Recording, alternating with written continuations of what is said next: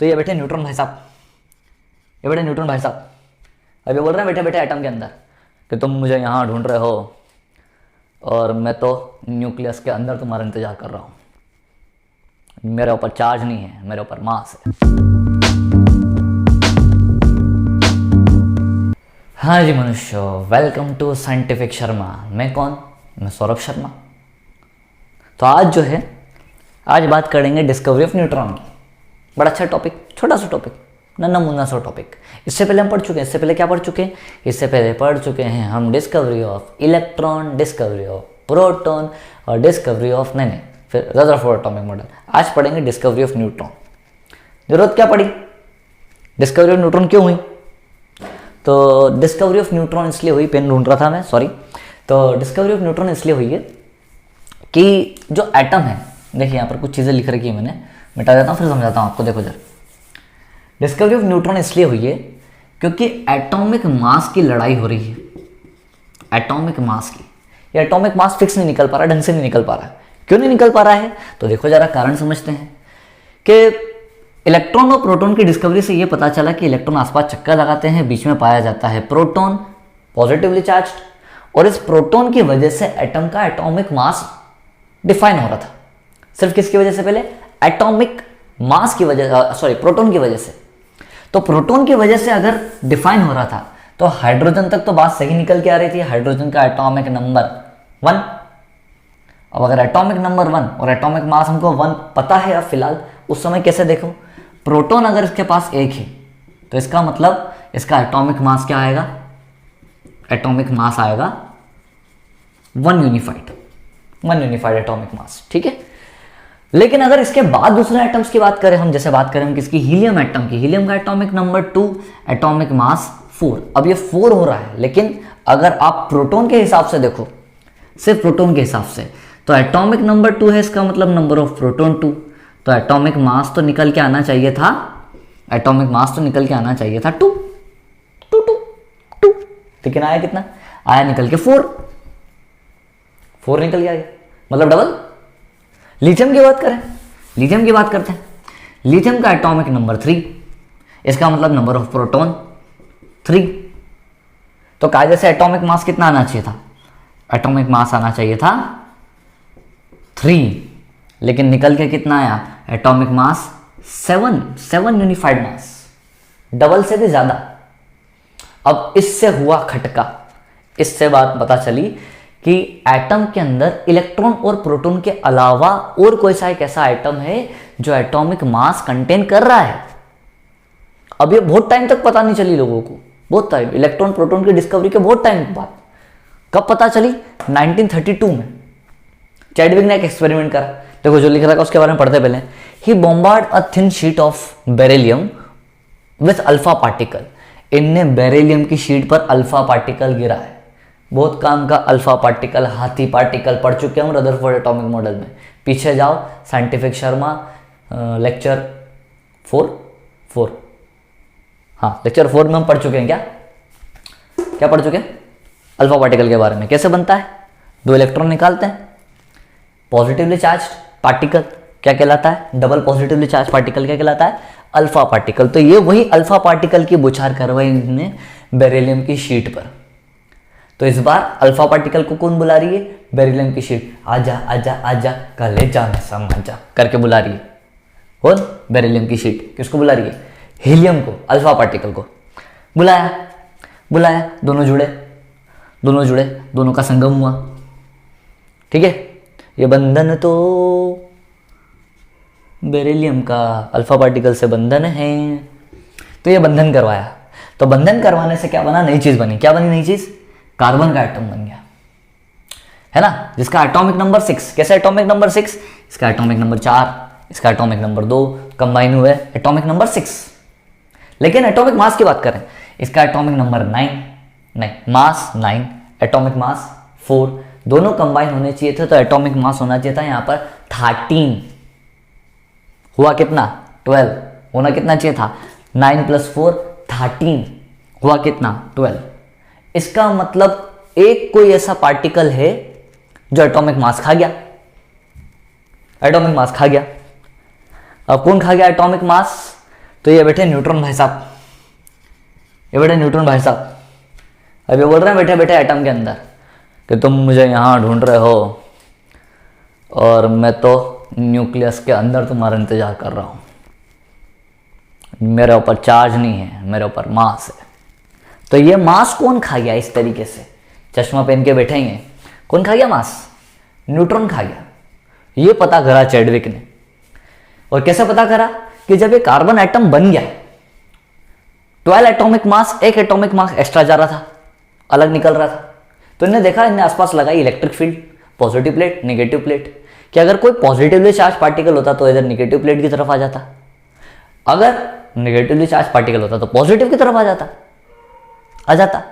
लेकिन ये ना ऊपर गया ना नीचे गया, ये यहां पर इनने लगाई पैराफिन वैक्स। और ये पैराफिन वैक्स इसलिए लगाई क्योंकि अगर कोई पार्टिकल आया, किसी प्रकार का पार्टिकल, तो इसके अंदर क्या होगा? फंस जाएगा।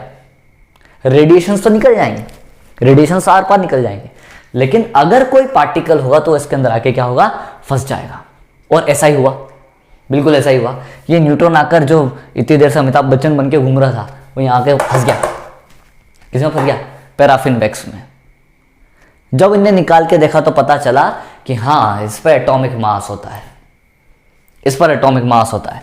और कितना एटॉमिक मास होता है? तो इन्हें पता करा कि न्यूट्रॉन पर 1.6727 इंटू 10⁻27 kg, थोड़ा सा इत्तू सा ज्यादा किससे? प्रोटॉन से पाया जाता है। और यही एटॉमिक मास की वजह से आपके एटम का मास ज्यादा निकल के आ रहा था, हर एटम का मास, है ना।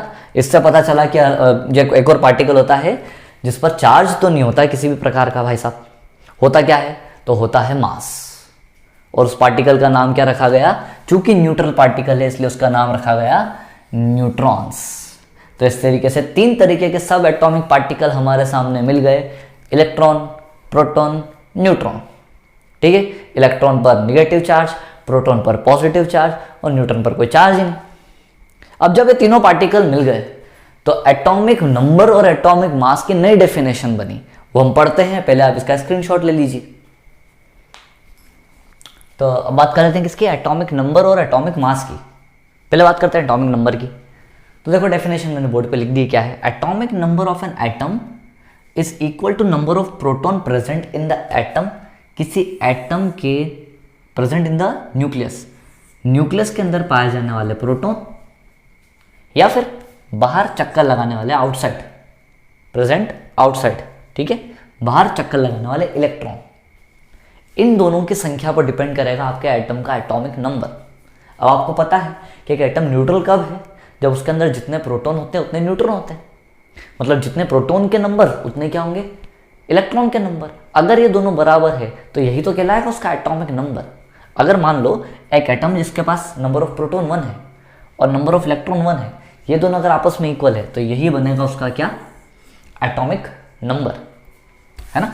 तो ये अपने डेफिनेशन लिखी, ये डेफिनेशन लिखी है मोसले नाम के साइंटिस्ट,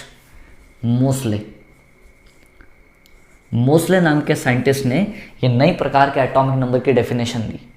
तो इस एटॉमिक नंबर को हम डिनोट करेंगे Z से।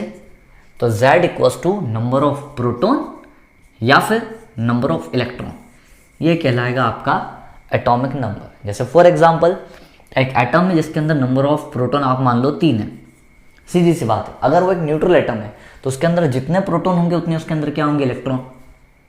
और जितने प्रोटॉन उतने इलेक्ट्रॉन, तो वही उसका क्या कहलाएगा? एटॉमिक नंबर, है ना। तो इस एटम का एटॉमिक नंबर क्या हो गया? 3। फॉर एग्जाम्पल आपसे बोला गया क्वेश्चन, एन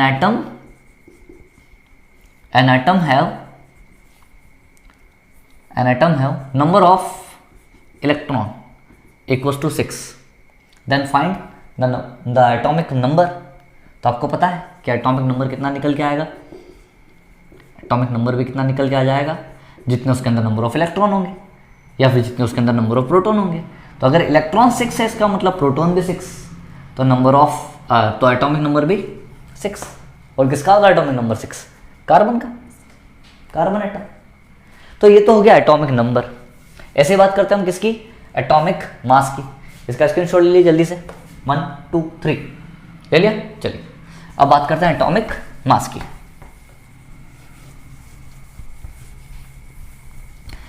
तो एटॉमिक मास की डेफिनेशन तब सामने आई आपके पास जब आपको क्या पता चल गया कि एटम के अंदर नया तरीके का पार्टिकल, अमिताभ बच्चन, न्यूक्लियस का सॉरी न्यूट्रॉन मिल गया। तो जब न्यूट्रॉन मिल गया तो अब ये न्यूट्रॉन पाया जाता है किसी एटम के न्यूक्लियस के अंदर, और साथ में इसके अंदर क्या मिलता है, प्रोटॉन। तो पूरे एटम का एटॉमिक मास डिपेंड करने लगा न्यूट्रॉन पर और प्रोटॉन पर। अगर आपको एटम के अंदर उसके न्यूट्रॉन पता है, उसके प्रोटॉन पता है, तो आप दोनों को जोड़ के आप उसका एटॉमिक मास बता सकते हो, और यही आपकी डेफिनेशन है। एटॉमिक मास की डेफिनेशन क्या है, the sum of number of neutron and number of proton present in the nucleus of atom. Atom के न्यूक्लियस में पाए जाने वाले नंबर ऑफ न्यूट्रॉन और नंबर ऑफ प्रोटॉन की संख्या को क्या बोला जाएगा, एटॉमिक मास। और इन दोनों का total collectively, number of neutron और नंबर ऑफ प्रोटॉन कलेक्टिवली कहलाते हैं न्यूक्लियॉन्स। याद रखना, number of proton and number of neutron are collectively called, मतलब अलग अलग बोलने की जरूरत नहीं है आपको। अगर आपको कोई यहाँ से पूछे कि अंदर कौन से पार्टिकल्स पाए जाते हैं, तो आप सीधे सीधे ये भी बोल सकते हो कि उसके अंदर क्या पाए जाते हैं, न्यूक्लियॉन्स पाए जाते हैं। आप अलग अलग नहीं बोलोगे number of neutron, number of proton, आप इकट्ठा दोनों साथ में बोल दो, दोनों एक साथ क्या कहलाते हैं, न्यूक्लियॉन्स। तो कलेक्टिवली कॉल्ड न्यूक्लियॉन्स। ठीक है, याद रखिएगा। अब ये जो अपन ने डेफिनेशन लिखी है, एटॉमिक मास को डिनोट करते हैं ऐसे, sum of the number of neutron, मतलब number of neutron plus number of proton. आप दोनों को जोड़ दो तो क्या कहलाएगा, आपका एटॉमिक मास कहलाएगा। ठीक है, फॉर एग्जाम्पल आपको एक एटम दिया जिसमें आपको नंबर ऑफ न्यूट्रॉन दे दिए मान लो 6, और नंबर ऑफ प्रोटॉन आपको दे दिए मान लो कुछ भी मान लेते हैं 8। नंबर ऑफ प्रोटॉन क्या मान लिया, आपको 8 दे दिए। आपसे पूछा फाइंड एटॉमिक मास, तो सीधी सी बात है 6 + 8 कितना आ जाएगा आपके पास, 40। आपके एटम का एटॉमिक मास कितना आया, 40।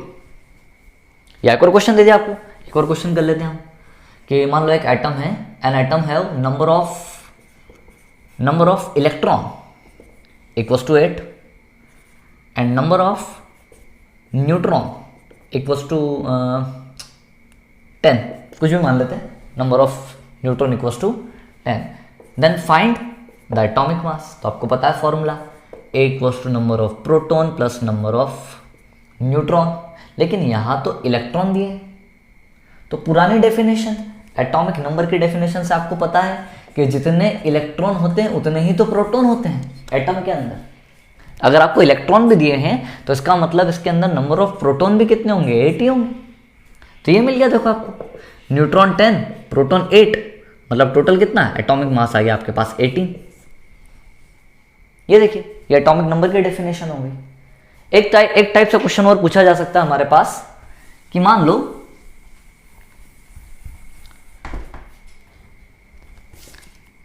an atom have atomic number equals to 10 and number of neutron in atom is कितना ले लें, चलो 10, number of neutron in atom is 10, then find atomic mass। तो आपको एटॉमिक मास पता करना है। तो देखो इस बार हमको दिया हुआ है एटॉमिक नंबर इक्वल्स टू कितना दिया हुआ है, 10 दिया हुआ है। अब इसका मतलब एटॉमिक नंबर 10 दिया है, तो इसका मतलब आपको पता है कि number of proton and number of electron उसके अंदर कितने होंगे, 10। अगर एटॉमिक नंबर 10 तो प्रोटॉन भी 10 तो इलेक्ट्रॉन भी 10। और नंबर ऑफ न्यूट्रॉन कितने दिए हुए हैं आपको, तो नंबर ऑफ न्यूट्रॉन भी 10 दिए हैं। तो क्या आप एटॉमिक मास निकाल सकते हैं, बड़ा सिंपल। कैसे निकालेंगे atomic mass, A equals to number of proton plus number of neutron. किस तरीके से निकाल सकते हैं, नंबर ऑफ प्रोटॉन है हमारे पास 10 और नंबर ऑफ न्यूट्रॉन भी कितने हैं, 10, तो एटॉमिक मास कितना मिल गया, 20। इस तरीके से हम क्या फाइंड कर सकते हैं, एटॉमिक मास फाइंड कर सकते हैं। तो एटॉमिक नंबर भी मिल गया हमको, एटॉमिक मास भी फाइंड मिल गया, नोट कर लीजिए। हम बात करते हैं फिर इसके बाद आइसोटॉप्स और आइसोबार्स की, कर लीजिए।